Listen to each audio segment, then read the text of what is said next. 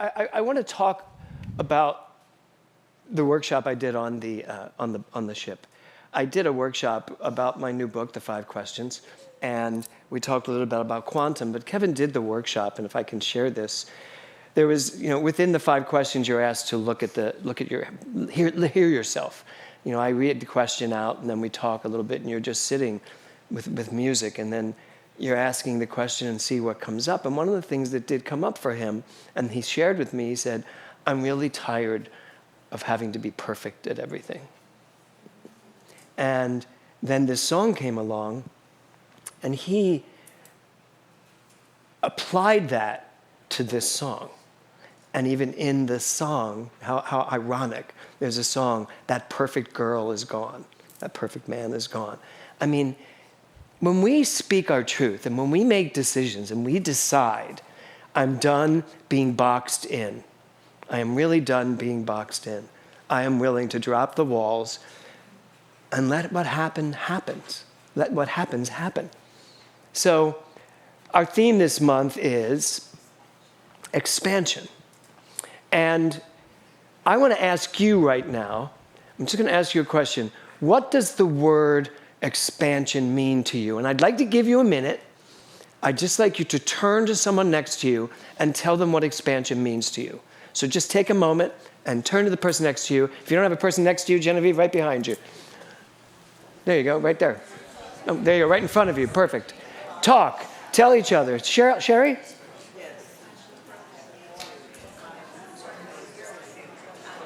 The band, you can talk. What's it mean, David? Okay. Aaron doesn't have any limits.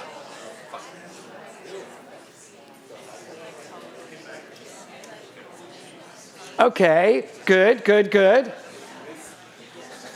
It's always dangerous to do this because then I don't get you back. You're like, no, we're all happy to talk now. So Peter, what'd you come up with?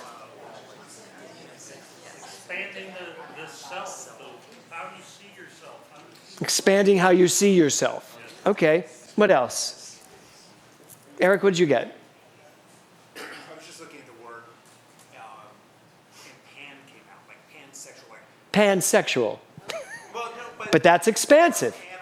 Panorama. And the expansion, so it's like my personal experience into the everything. My personal experience, expanding it into the everything. Yeah. Anita? No ifs, no buts, no ands, no yeah buts. No yeah buts. Anthony? Receptive to the spirit within. Receptive to the spirit within. How's that feel? Mm-hmm. Archie? Letting go of yesterday. Letting go of... It sounds like... Do you want to sing that? It sounded like you were going to sing it. Rachel? You knew I was going to call on you.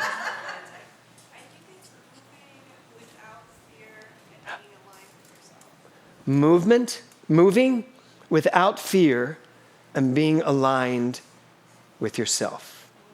That sounds great. Yeah, Anita, you have a second one? Yeah, well, it's part of the same first one. What Kevin was able to do in that 1 week on the Alaskan cruise took me 3 years in the Himalayas alone in a village where nobody speaks English and I didn't want them to. And in the 2 weeks, it took me that long. To let it go. To not, no ifs, no ands. No ifs, no ands, no buts, yeah. And time, so now I want to go back to quantum. There is no time in quantum. So every single one of you sitting here today could make a decision to expand. And here's the real thing about expansion. Expansion just is. We are part of a quantum universe. We are the quantum universe. What does energy have at its core more than anything else in terms of properties? Creativity. Energy is creative. It is constantly creating. It's constantly expanding. The universe is constantly expanding, constantly moving. And if that is the case, and it is the case, then that's what you're doing, Liz, right? So we're talking about expansion, but you are expanding. You can't not expand. That which you are cannot not evolve, rather. You have to evolve at all times because that's what you're doing. So what's the issue then? Perception, decision, intention, what you're doing with this expansion.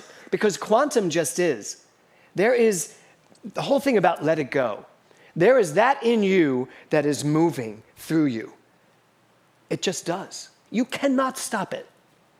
You can ignore it. You can fight it.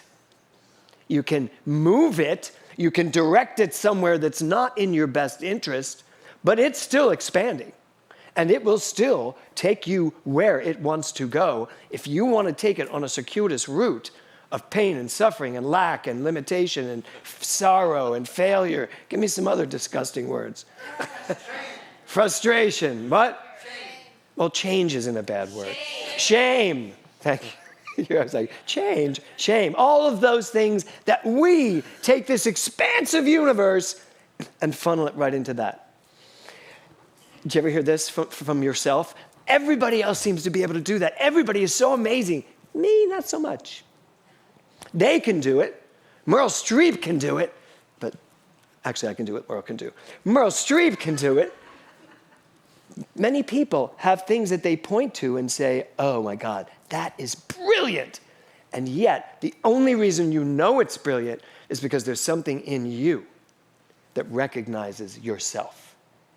That's how this works. But most often, way too often, we are not doing that. We're not saying, yes, that's what we are. We're saying, that's who Eric Overholzer is. I could never do that. That's where we are in this teaching, in this science. And so, for me, expansion just is. Quantum just is. And quantum, by the way, just to clear this up, quantum is really just how you measure something, how you quantize something, how you, the spectrum of something. That's all it is. We have co-opted it in religious science, in New Thought, in spirituality, to say the quantum field. You know, we call it this spiritual field, this quantum field of energy. But really, what we're talking about, no offense to anybody who has a problem with this word, we're talking about God. God is the quantum field.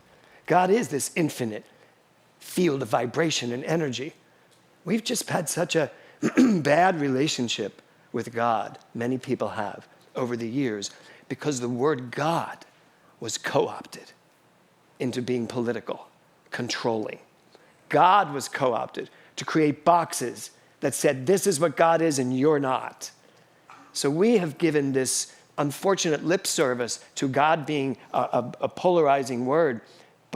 And so we've used quantum now. Now we say the quantum field. Except it's not the quantum field because quantum is really just a word that says how big or little it is. It's God. It's this expansive, energized field of pure love. That's who I am. That's what I am. That's what we all are. And there's only one, constantly moving. So you are the quantum field. So Carl Sagan, I mean, how many people know who Carl Sagan is? Of course you do. Do we love Carl Sagan? Yes. Yeah. Is that like one of your favorite movies? Yes. Contact? Just an amazing movie. He said this, the cosmos is within us. We are made of star stuff. We are the way for the universe to know itself. And I originally, when I was putting this slide together, I had all these pictures of the cosmos, and I was like, wait a minute, no, I need a baby. I need a gorgeous little baby with the most universal star stuff eyes. Are they not? That is just so gorgeous to me. But that's you. That's who you are. You are, Carol, what is behind those eyes. I know, right? We are that field of creative energy and love and fun and naughtiness, all of it, everything. I mean, when you were a little child, how many, raise your hand, how many of you as little children got into trouble? How many of you were just adventure? No? John DePatti, you never got in trouble? You were really a good kid? You didn't do that till you got older. Yeah. Well, I was, my nickname, my parents called me Itchy because I just got into everything. everything was interesting to me. It was like, I remember the one time my uncle was a hairdresser. I thought I'd be a hairdresser for a while. It was just the premonition of what was to come. But I was going to be a hairdresser. And there was a little girl on the block, and we used to play together. And I said, I think I'm going to be a hairdresser when I grew up. She goes, oh, well, try with me. And I cut her beautiful long blonde hair into a cute little pixie.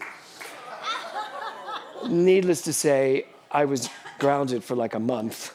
Her parents were furious at me and my parents. And my mother was like, what were you thinking? I said, I'm going to be a hairdresser. She goes, you are not. Did you see her hair? You're not going to be a hairdresser.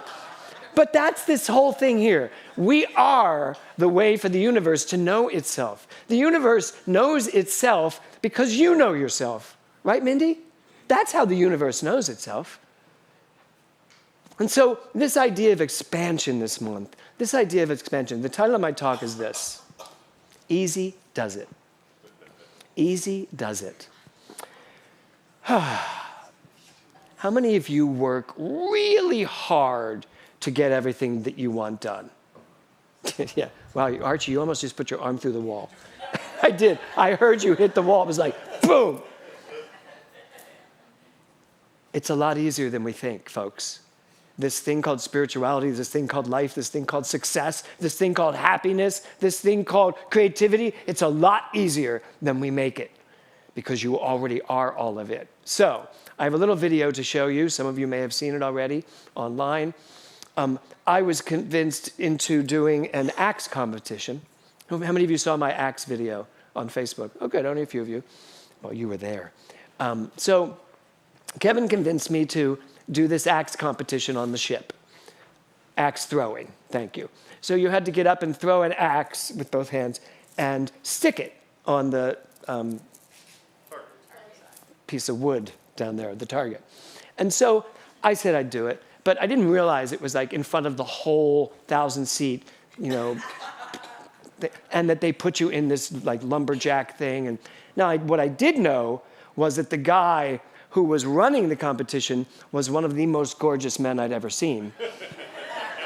He used to be an Abercrombie and Fitch model, and he was just this gorgeous lumberjack. And he's the one that said to me, if you come early, I'd love for you to be in the competition. I was like, oh, thanks. And then Kevin forced me to go. You're doing it. So anyway, I did it. And he taught us how to do it. It was 3 on one side, 3 on the other side. And so you get up and you throw an axe. And my first axe just bounced off. And he came over to me, and everybody's like, oh. And then he comes over to me and goes, okay, you're very strong. Take a few steps back. So I did. I took a few steps back. I threw it again. It bounced off. And he comes back up to me and goes, okay, you're making it a lot harder than you need to. Just step back a little bit further, and then just let it fly. This was my 3rd throw. Sound? Let's hear it for physics.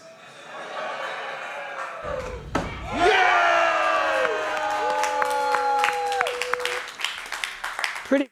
I'm going to show you one more time, and the reason why is listen to what he says about physics. Physics.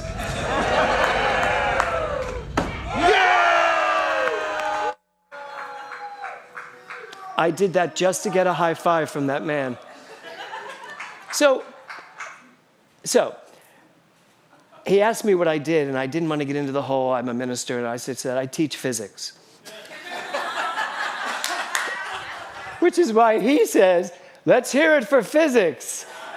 And everybody applauded. But here's what happened. I did take the step back, and when he said to me, just let it fly, I was like, yeah, I'm not in my body. I'm down there at the target hoping I hit it. And I'm thinking, there's like, what was it, maybe 1,800 people in the room. Kevin was there, Al, Marcy, friends. I'm like, I'm so embarrassed. My butchness, which I'm known for, people, I'm just going to really disappoint people. But then I was like, oh my God, this is like a huge science of mind moment.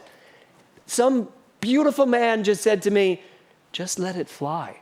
And I'm like, I teach that. And so I just took the axe, and I literally just took a deep breath and said, it doesn't matter. through it. And it just felt so perfect. And it just rolled, and landed. And I was just like, and everybody screamed. And I was like, this is what we do. We get into our heads and we forget. Our first thought is not, it's easy. Just let it fly. Our first thought is the result, not what we're doing. Our first thought is, how's this going to look? Am I going to be able to do it? We're in our heads with so much of it. And it took this lumberjack, and he now is a lumberjack from Alaska, to say to me, just let it fly. And I got it. It was like the best metaphysical lesson I could have learned. So here's the question I have for you in terms of the acts. What are you holding on to? What is inside of you that wants you to launch it? What is inside of you that wants you to let it go? And then the next question is, are you trying to control it? Are you trying to make sure that whatever that is comes out the way it's supposed to? And so very often it never comes out in the first place because you're just not sure. So you're just going to hold on to it. Or you're going to try to control it, make sure everything's exactly the way it's supposed to be before you ever let it go, before you ever allow yourself to launch. So the first question is, what is there? What is that thing? The second thing is, are you trying to control it? Yesterday in Palm Springs, we launched this topic. And one of the things that came up for me when people were talking about what does expansion mean, I realized something. You know, when Ernest Holmes said at the end of his life that the relative is the absolute at the level of the relative, and Dr. Eric spoke of this last week even, he was talking about this quantum field of pure possibility.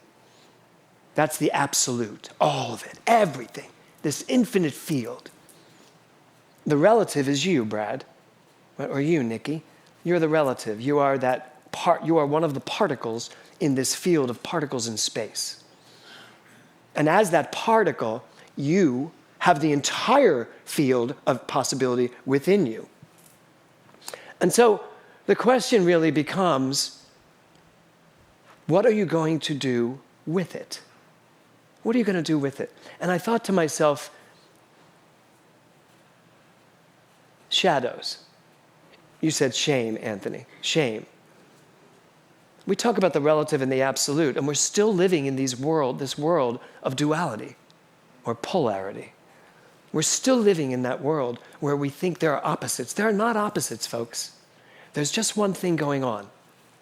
Shame, if shame is part of your experience right now, that is, believe it or not, God expressing that way. Because you get to. Because you get to take all of this and turn it into shame. Now, we don't like shame. We called shame a pejorative. We decide it's not a good thing. But it's still God. It is still all of this energy that you've put there.